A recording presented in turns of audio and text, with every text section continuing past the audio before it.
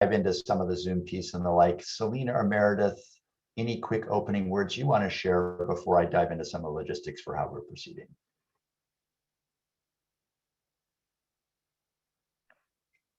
Not right now. Thanks, Pat. Nothing. Just glad people are joining us today. Thanks, Pat. All right, next slide. All right, you all know this, Zoom meetings.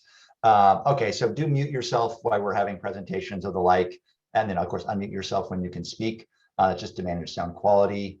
Press *6 if you're using the phone, and that will unmute you. Sometimes your phone itself is muted, so you have to go through a double process. And just say, can you hear me? And when you hear acknowledgement, you'll know we can. Sorry about that. Raise your hand sits in one of two places. The newer versions of Zoom, it's at the bottom scroll bar in the reactions column or little emoji. And you can raise and lower your hand there yourself. And then if you have an older version of Zoom, you go to the participant list, and there's a way to raise your hand in the participant list, which is in the old version, but not the new version. And then lastly, you can raise your hand on the phone by hitting *9. People have used actively and effectively the chat. So you can also say, hey, I want to speak, or raise a question in the chat. You can do that. You can also do a citation or raise a question there, just there, and I can speak it however you wish to do that as we go forward. And of course, we want interaction tonight, so I encourage you to use all those methods. If you have any challenges with Zoom or something goes awry, Cameron's email is right there, and you can email him and he will try to jump on to help you with any technical assistance as needed. Okay, great. Next slide. Okay, just a quick review of where we are and where we're going. As you all knew, we kind of had a state of the knowledge workshop to kind of kick things off. It was late January, early February. We then had a number of webinars. We've had a few on kind of overall sort of floating technology, on cabling, more to come. We're now in these work sessions around fisheries and wildlife.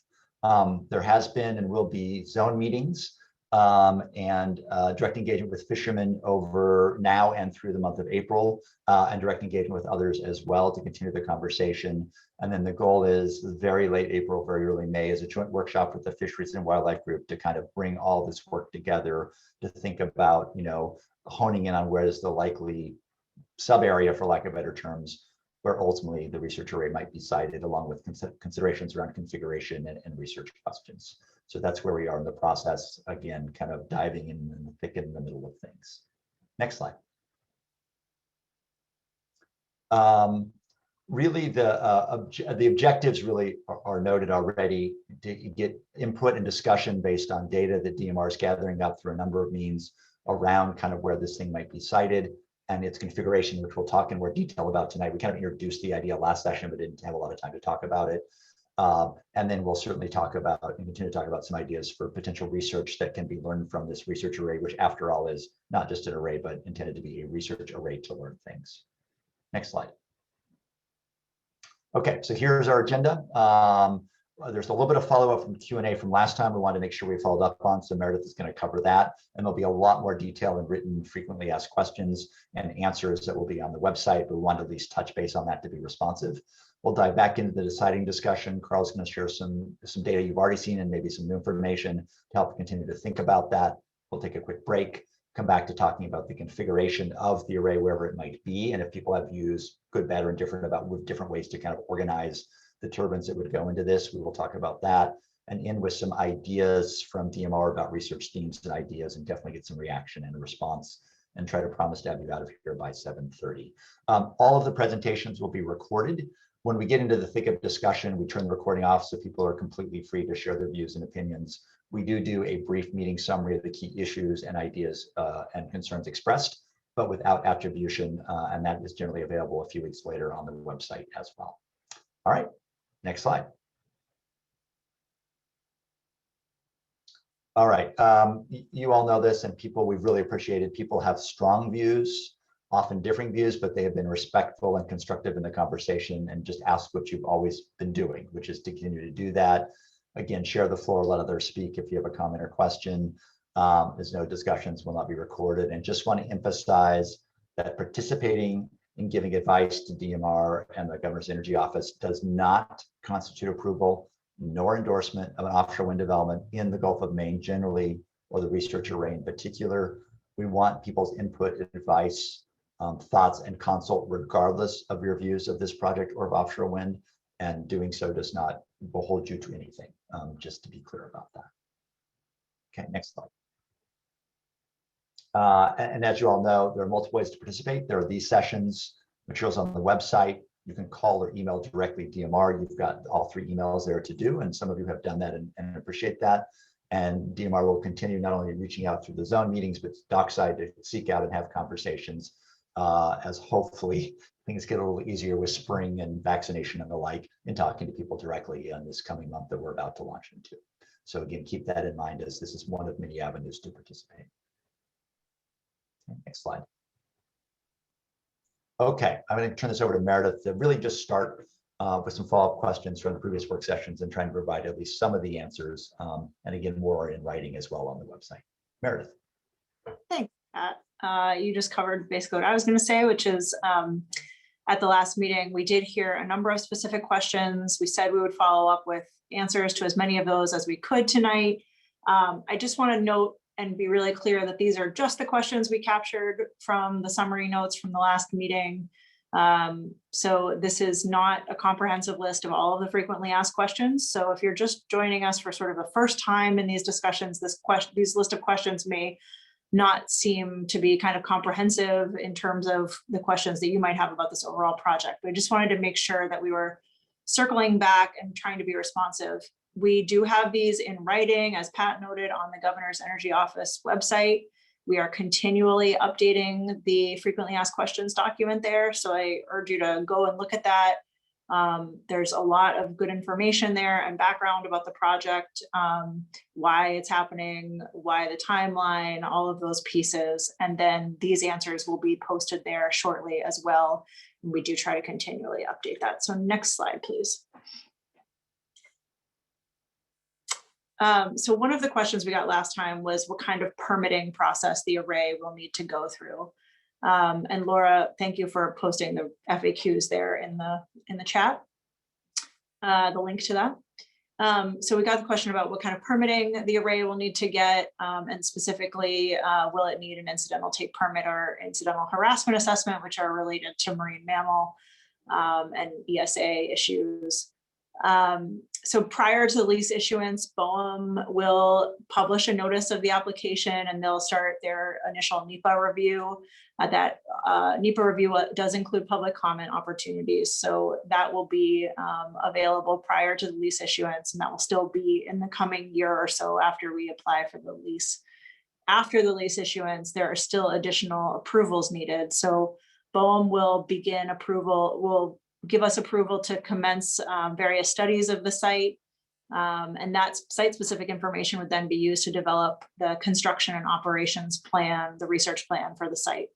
The developer and the state working together will have to submit a research activities plan, which is sort of the same as the construction and operations plan for commercial developments, for those of you who are familiar with those projects in other places. In the research array process, it's called a research activities plan instead of the construction and operations plan. And that will be submitted to BOEM for approval, and there will be yet another NEPA review at that point, including, again, opportunities for public comment and consultation with other agencies.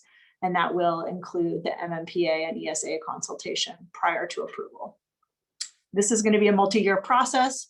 There will be a number of interactions and public comment opportunities along the way. So as that goes forward, we'll certainly be sharing more information around that. Next slide, please. We got a question about the length of the moorings, about the scope of them, what distance in terms of a security zone would be off limits because of the presence of those mooring cables and electrical cables in the water column, and how that would be marked. We don't have specific measurements at this time. To some degree, that will obviously be contingent and relevant based on the water depth, but we'll be working on those details as we get into greater specificity. There will be markings for that area around the turbine that we need to have further discussion on how, and we certainly welcome input from people who are likely to be navigating out there about what would be helpful. For example, we've heard from fishermen that marking buoys could be another obstacle and that GIS marking or some other alternative approach might be preferable. Next slide, please. What will the anchoring system be made of, and do different materials have different impacts on marine mammals in particular?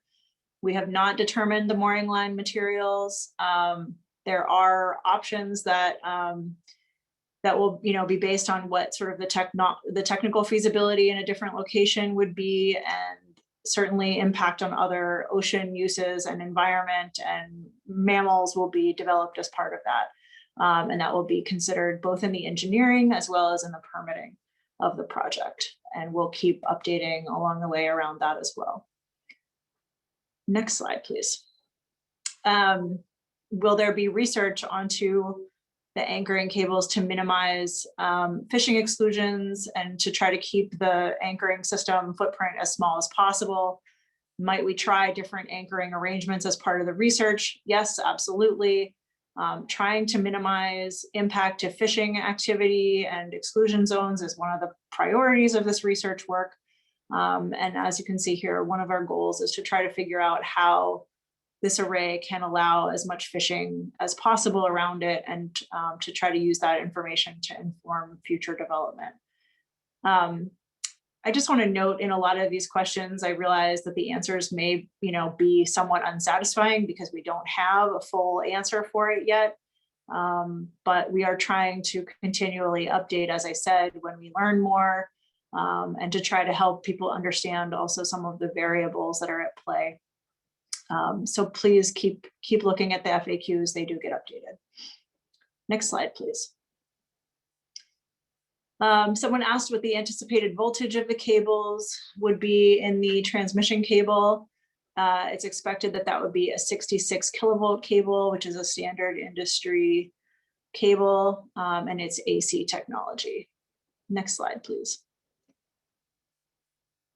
Someone had also asked about other uses. I think actually in the last meeting, someone asked about hydrogen production, but we've also been asked about aquaculture, so I put both on.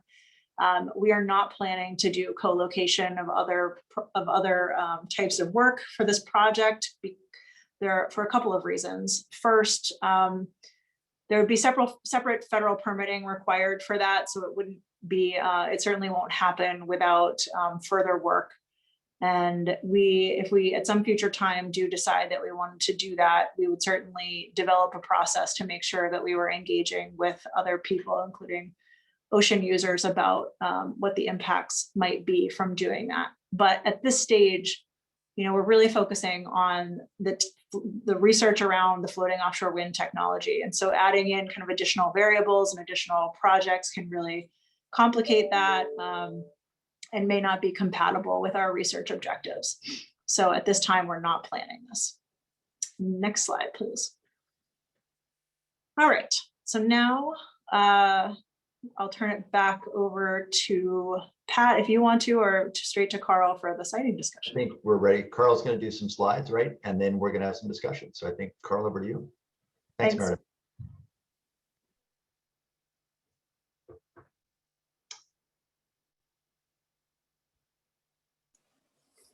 Okay, can someone just give me an indication that they can see my Your screen? slide in draft mode, not presentation mode. Okay, here we go. And there you go, presentation mode, all yours. Okay, great. So hi, for those that don't know me, Carl Wilson. I'm with the Department of Marine Resources, and I lead our Bureau of Marine Science down at the Booth Bay Harbor Lab. So I wanted to give a little bit of an update on our siting discussions and kind of ground people from where we were in our last meeting, our first meeting, and kind of where those conversations have been updated again. So just a quick orientation review. This is our area of interest, 20 to 40 miles offshore, Wyman Station in Catskill Bay and Maine Yankee and the Sheepshead River are the two likely connection points.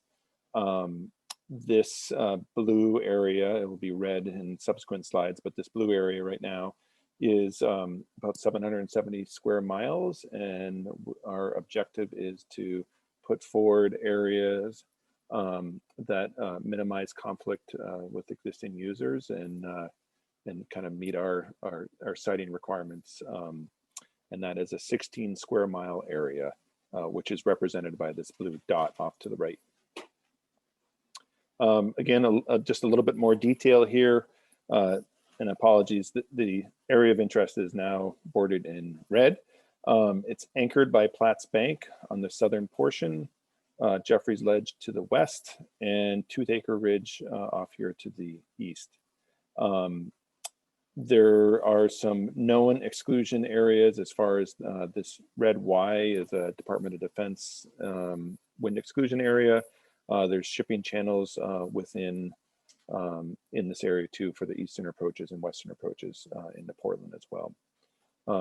So just as an overview of what we talked about last time is we tried to bring kind of publicly available information, whether it be fisheries data around groundfish or lobster, any bathymetric or information about the physical constructs of our area of interest. And then there were other fisheries that did not have so much publicly available data that we had readily access to. And so that's where we've really relied pretty heavily on an interview of sorts with individuals that have shown an interest in certainly not endorsing our siting discussions, but have given us excellent context to understand how their activities occur in this area, and certainly areas, high use areas to avoid. And there's kind of a real convergence of conversations around some of the different fishing activity. And if you have participated in the wildlife discussions, there also seems to be a pretty strong convergence in some of the discussion points that they're coming up with as well. So really these constraints, groundfish activity, lobster, whether it be bathymetry or recreational activity, kind of how does this mold into a composite image of activity and conflict within our area of interest? And where we left the conversation last time was identifying, say, from just kind of a quick walk through from west to east on the western edge of the area is the Western Gulf of Maine closure area. You have the shipping channels. This deep water tongue area is a very heavy groundfish area. Platts Bank is used by almost every fishery in the Gulf of Maine, including groundfish, lobster, recreational fishing, tuna, scallops, herring, very important area, highly contentious.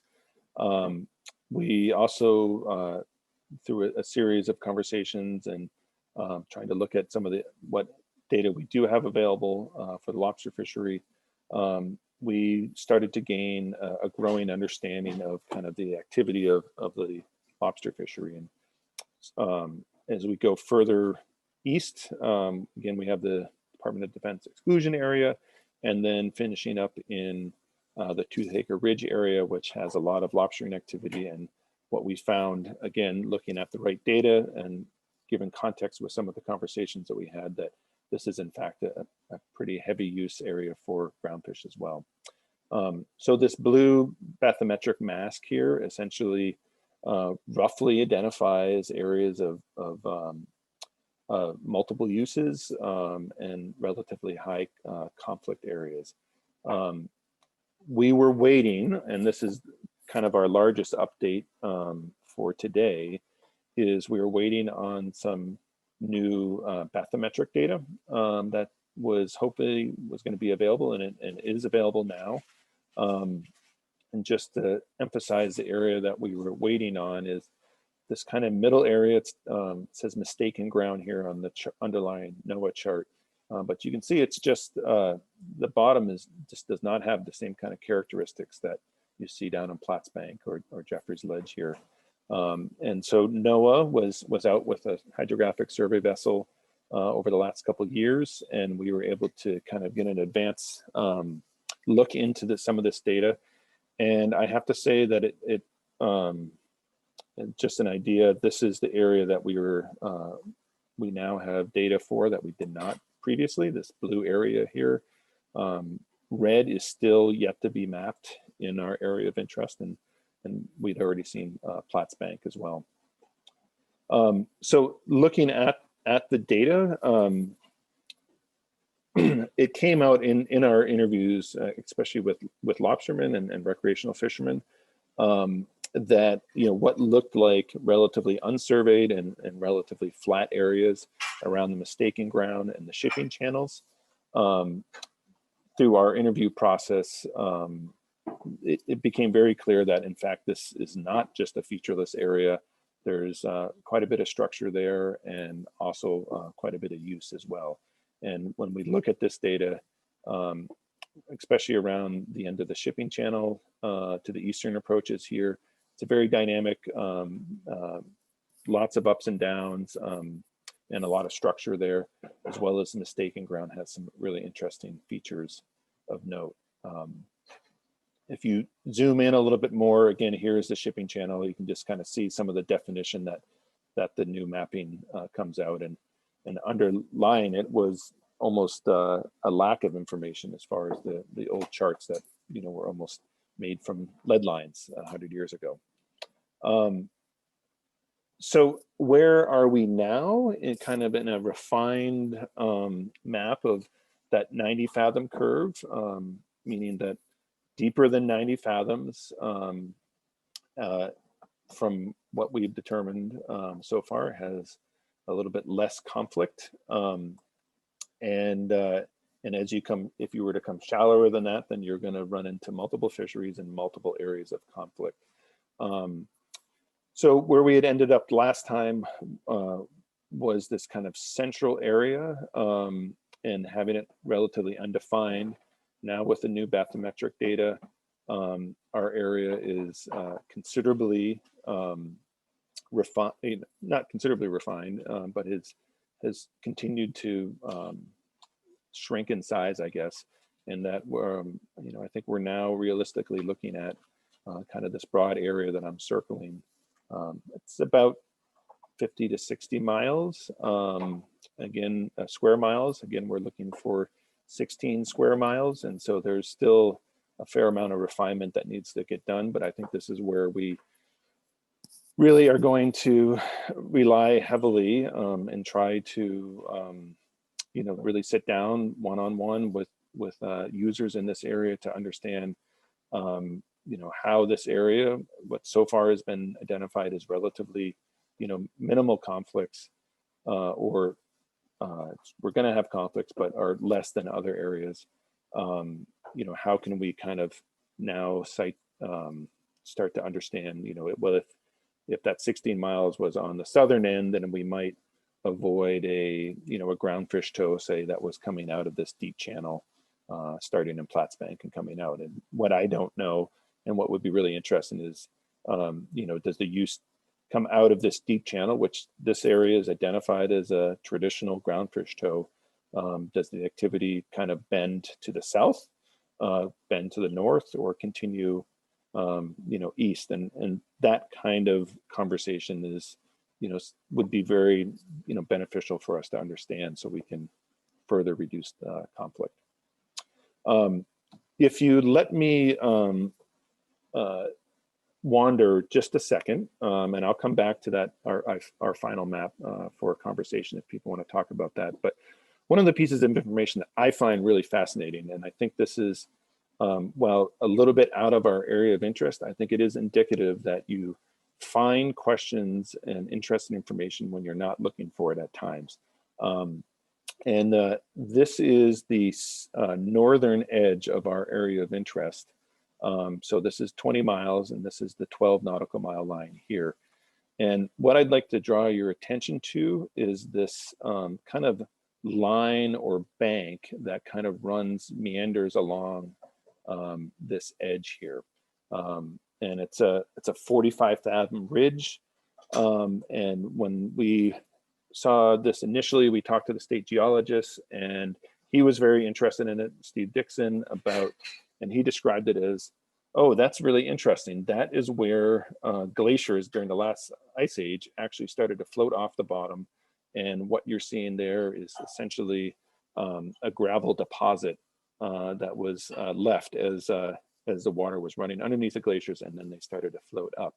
And why this is relevant to our conversation today is this ridge, which I was pointing to earlier, right around here, actually extends from Gloucester, Cape Ann, Massachusetts, all the way up through Matinicus Rock and through towards Mount Desert Rock and maybe more, not knowing what the area looks like.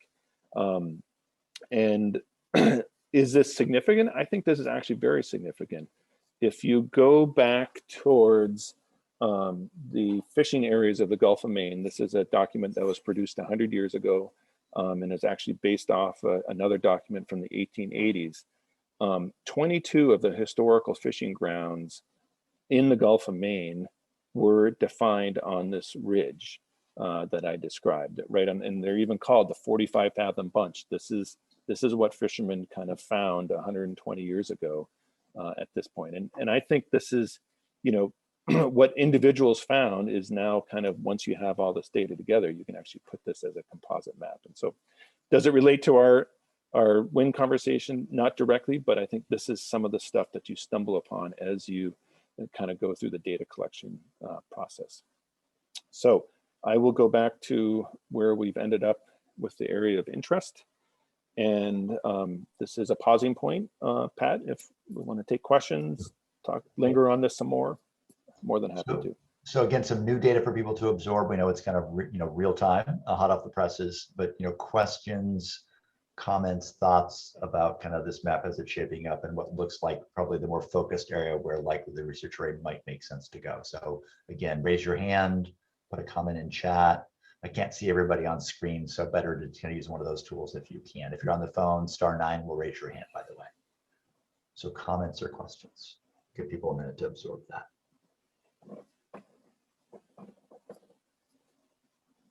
Orientation in a given direction.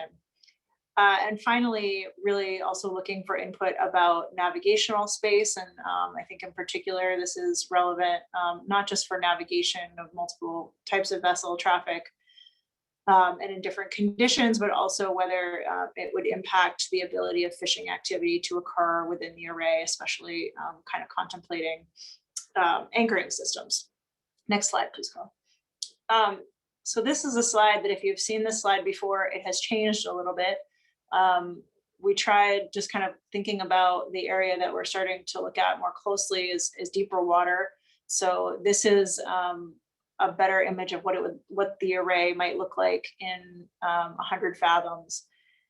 And this is what the anchoring system and the potential footprint of that anchor might look like. The red is the inter-array cable, which the developer hopes to be able to bring down within the footprint of the mooring system.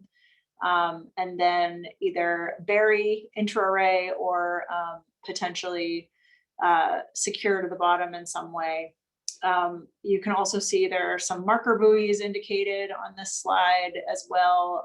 But as I said before, we may not necessarily use a buoy for that. If people have better ideas, there are other potential technologies that we could do, or that developer could do. So the mooring lines, I just kind of want to speak to this a little bit. There have been a number of concerns about the footprint and the scope of this, and my understanding from the developer is that the scope is not likely to be sort of the same as a typical anchor scope with multiple points of contact. So you can see here that he's noted that the mooring lines would likely have a relatively small footprint, but the chain obviously will also, or synthetic line, whatever it might be, will also lay on the bottom so that there will be some flex in weather. Right now, you can see we're thinking about potentially around a mile between the turbines, but that is also open for discussion. Carl, could you go to the next slide, please? This gives you a little bit of a sense of scale here. Next slide, please. And then just kind of thinking about what the array might have. Next slide, please. What the various possible arrangements might look like. So in terms of more navigational space and transit lanes. The pods option on the left may give you wider lanes in between those groupings of 4. And as you can see in the bottom corner there, that might lead to a slightly different shape lease. So this is where we start thinking about the orientation of the lease and how also the configuration might impact its shape. There's also an option for lines. And again, kind of thinking about how you might turn those and what the impact might be. And then finally, a rectangle or square kind of approach, whether that might also be an opportunity to better understand how fishing activity occurs in between turbines, because you do have some that are completely captured in this array. So this is meant to, again, just be sort of a range of possibilities. It's not exclusive. These are not the only 3 options, but they're meant to just kind of spur thinking for people if anyone has thoughts about what might be beneficial there. Oh, sorry, go ahead. Yeah, no, I saw Jim Kendall's question.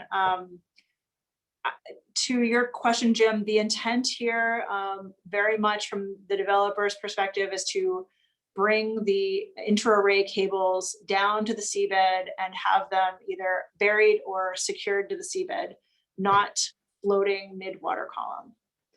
And so that is the intent and the goal. Then there was a question from David Ford, then we'll go to Jeffrey Smith, is would spar turbines have less? First couple of slides are kind of a repeat from previous presentations, but just to kind of set the stage a little bit. So again, some of these research questions are, a definite key driver for the array, whether it be the technical questions that Chris talked to earlier or some of the fishing questions that have, just come up. They really, the objectives are going to help us with the siting process and decisions, project design, layout, and operations. And so the questions that are coming in have been very beneficial, and I think are really, giving its layers to the context of what we're trying to do here. So some of the key themes, the initial application, the application is going to be very kind of high level, big themes, and then we're envision moving forward with the roadmap effort as developing the research approach thoroughly. We're going to stand up a formal consortium with diverse interests at the table, whether it be academic, fishing, nonprofits, etc. We're going to try to seek broad funding opportunities, and the goal is really that the data that would be collected as part of this work would be open and transparent. So some questions around the planning. What information do we want to have to inform future development? I'll be speaking in a second about some of our internal DMR conversations. We've kind of tried to approach it just from that perspective of this is 16 square miles. If you look on what's going on in Southern New England, the full-scale commercial sites are considerably larger. And so are there questions in 16 square miles that might inform future larger projects? What concerns do we have that are relevant to offshore wind development outside of just this site? And what methodologies can we use to understand impacts? So we're thinking that this research approach is going to be inclusive of the environment and ecological interactions with the array, interactions with fishing activity, navigation, social and economic community impacts, workforce education, technology, research, and demonstration, including different mooring systems that we just had. And I think, others question mark, this is very much, the page has some notes, but it's certainly not full with all the questions that are out there. And so we appreciate kind of the dialogue. So just some kind of internal DMR initial questions, and I think these have also been supplemented with our conversations with the fishing industry and questions that have come up over the course of the last couple of months in these public public presentations. So environmental and ecological interactions. these are the kind of the highlights. Are there detectable changes in the physical and biological system within the array? You're putting big structures out in the middle, 25, 30 miles offshore. Is that going to impact the water column underneath this array? Is it going to impact the surface conditions? And does the basic biological system start to change? These are the questions, hypotheses out there. Changes in community assemblages, abundance and distribution. So different species are probably going to have different impacts. Impacts on ambient noise levels of the environment and with associated species. So different species may be impacted by changes in noise levels, whether it be cetaceans or other different fish species. What is the presence and impact of EMF, electromagnetic forces associated with the array? So you're going to be, potentially looking at water column as the cable goes down to the bottom, as it's laid on the bottom or buried under the bottom, and then cabling to shore from there. So we've heard that very clear that this is one of the big questions, and we have the same questions as well. What new survey methodologies are needed to account for offshore wind? As we've talked with colleagues in the federal government, they are doing very serious calculations on what these full-scale wind arrays and how they impact their existing long time series surveys. And maybe this is another opportunity to look at new methodologies that might account for these arrays, potentially impacting if the survey vessels can even access these areas. So interactions with the fishing activity. Can commercial recreational fishing occur around these platforms? Does siting cause behavioral changes in fishing patterns and opportunities? Do current fisheries management schemes actually conflict with offshore wind? An example that we kind of riffed on internally was some of the new whale regulations for the lobster fishery requires a minimum number of traps on a trawl in this potential area that we're talking about. Just that requirement of the minimum number of traps on a trawl may impact how closely the lobster fishery could fish around these floating turbines. Social and economic and community impacts. How do you measure the impact to fishing communities? Is it displacement, equitability? You're, by choosing one area, you're putting the impacts on, some communities and not others potentially. And so how does that work? Again, lots of questions out there, and would be happy to talk some more. That was a very quick input or quick summary. Be very interested in your ideas. And again, at the time of the application, we're looking at pretty high level application process, but as the research consortium kind of gets stood up and moves forward, I think it's a really great opportunity to start setting the priorities as we move forward. So Charles, thank I'm you. going to go back to maybe the first of the two slides with content, deep content, and then we'll see if people have questions, comments, additional thoughts. I know that one commenter mentioned, trying to understand better the anchoring systems and trying some different things to learn.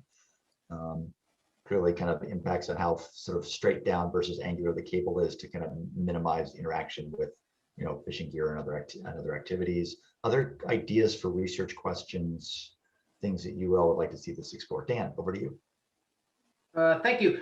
I'm looking at your questions here, and maybe it's kind of implicit, but when you're speaking about the array and your environmental ecological interactions, this, but are not, inclined to get on a webinar, or if you yourself would like to have further conversation one-on-one about the siting, about the project in a larger context, the commissioner and I are happy to come to your harbor and meet with people individually or in small groups, ideally outside or in a well-ventilated place.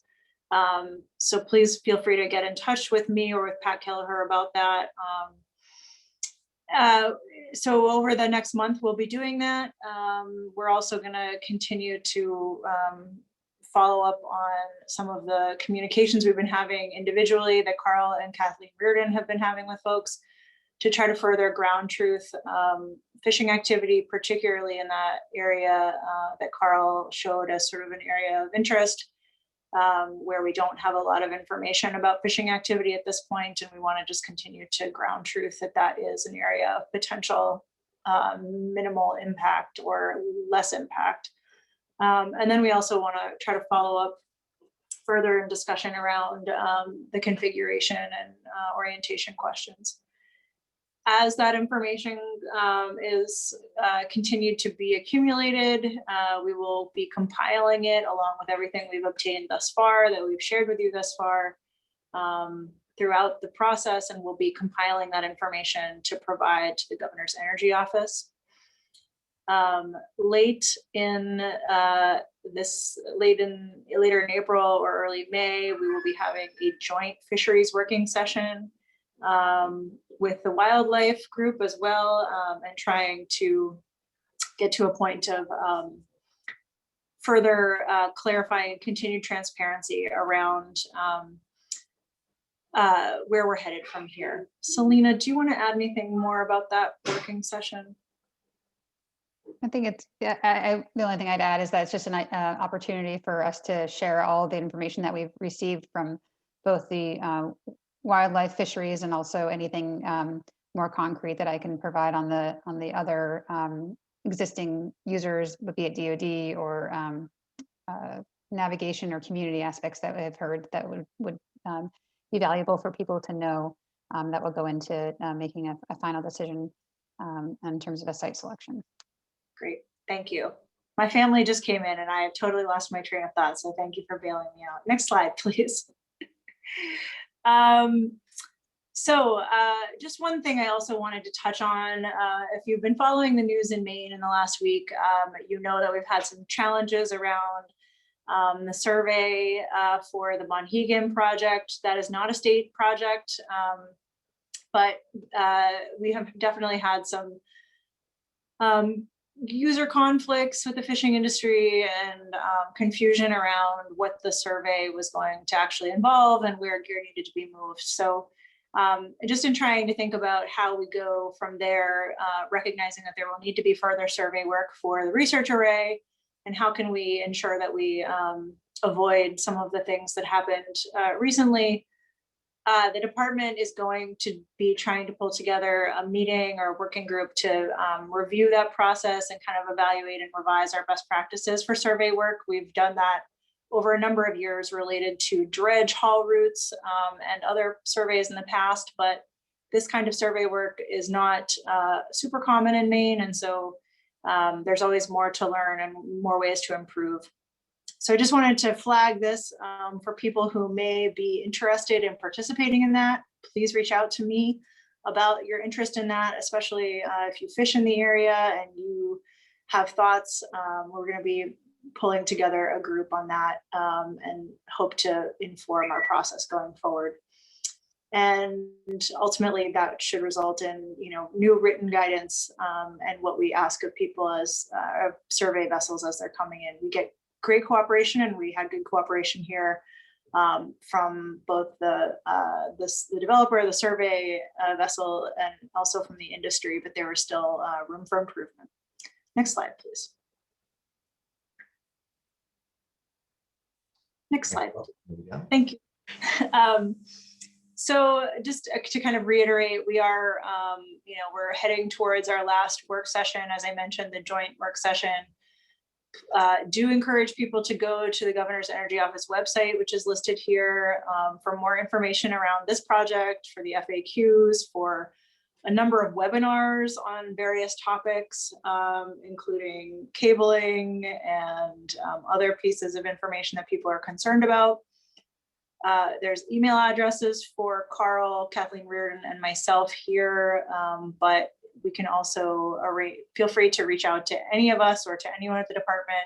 If you call the main line, you could have them connect you to us or get our cell phone numbers, and we're happy to talk that way as well. same, if you're interested in having a dockside conversation, please let us know. And if you have other questions, you can email us at offshorewind@maine.gov. And that is it for me. Great. All right.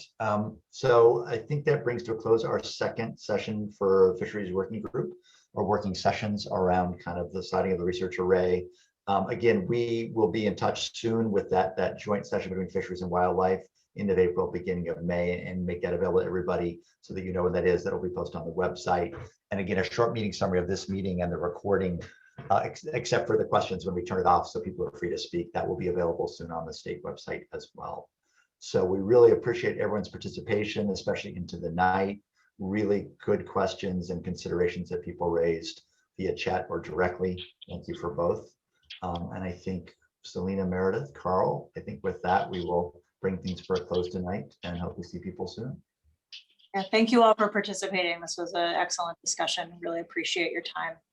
Great. Thank you all so much. Appreciate it. Be well. Thank you.